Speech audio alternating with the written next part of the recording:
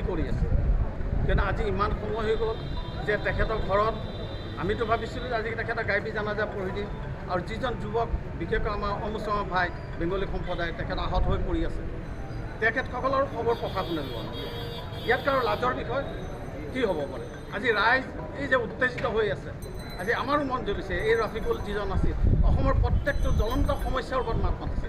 আজি যি গো চালান হয়, গৰু চালান হয়, তাৰ ওপৰতো তেখেতে যিটো DY থিছ হিচাপে অটো আহিছে, অতনু ভূঞাই কৈছে তেখেতক ইনফৰ্মেশ্যন দিছিলে তেখেতেই।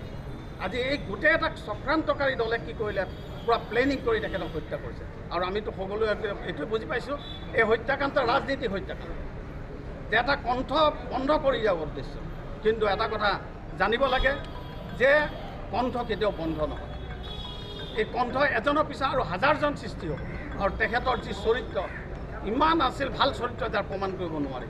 আৰু তেখেতে যেতিয়া টেবুটকত যায় ৰাতি মোৰ লগতে ৰাতি 11-12টাত ফোন কৰে যে স্পাগদা কি সমস্যা আছে কওক, আমি দাঙি আমি ক'লোঁ যে আমাৰ অসমৰ 7ম পৰীক্ষা শিক্ষকৰ কাৰণে তুমি কাম কৰা। আৰু তেখেতে সেই কাম কৰি গৈছে। আজি আমি বিচাৰিছোঁ যে প্ৰশাসনে, বৰ্তমান ভাৰত চৰকাৰ আৰু অসম চৰকাৰে যি দোষী তাক অতি সোনকালে গ্ৰেপ্তাৰ কৰিব লাগে।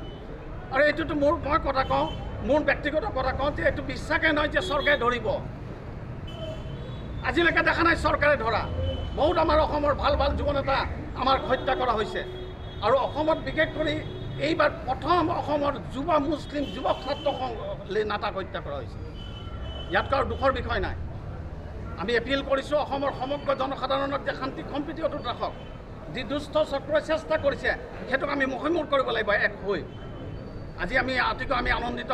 বড়ো সাহিত্য সভা, বড়ো ছাত্ৰ সন্থা সকলোৱে আগবাঢ়ি আহি প্ৰতিবাদ কৰিছে। আমাৰ সকলো জাতীয় সংগঠন আজি ওলাই আহিব লাগিছে। এইটো আজি ৰফিকুল অকল মুছলমান নহয়, অসমৰ সন্তান অসমীয়া হয়। আজি অসমীয়া বুলি ভাগ কৰি দিয়া কিয় হৈছে? কালি মোক হত্যা কৰা হ'ব, তেতিয়া ক'ব যে এটা বাংলাদেশী এজনে ফেচবুকত লিখিছিল এজন বাংলাদেশীক হত্যা কৰা হৈছে। মই সেইসকল যুৱকক কওঁ যে আজি কি এজন মুছলমান মৰাৰ লগে লগে কি বাংলাদেশী হয়? কালি মোক ক'ব বাংলাদেশী বুলি। আজি কি ক'ম আমি আমাৰ মনৰ আৱেগৰ কথা। আমি এইটোৱে অনুৰোধ কৰিছোঁ যে অসমত শান্তি সম্প্ৰীতি অটুট ৰাখক।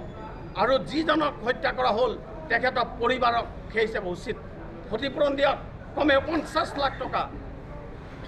আৰু দুখীয়াকে এনেকুৱা এটা কঠোৰ শাস্তি দিয়ক যে 3 মাহ পিছততো জামিন পাই যাব, তাৰপিছত কি ঘূৰি ফুৰিব? আজি তাক ফাঁচি কি দিম? বিচাৰ হ'লেহে বিচাৰ কৰি চৰকাৰে এইবাৰ বিচাৰ আনাই দেখা দেখক যে বিচাৰ কৰিছোঁ এইবাৰ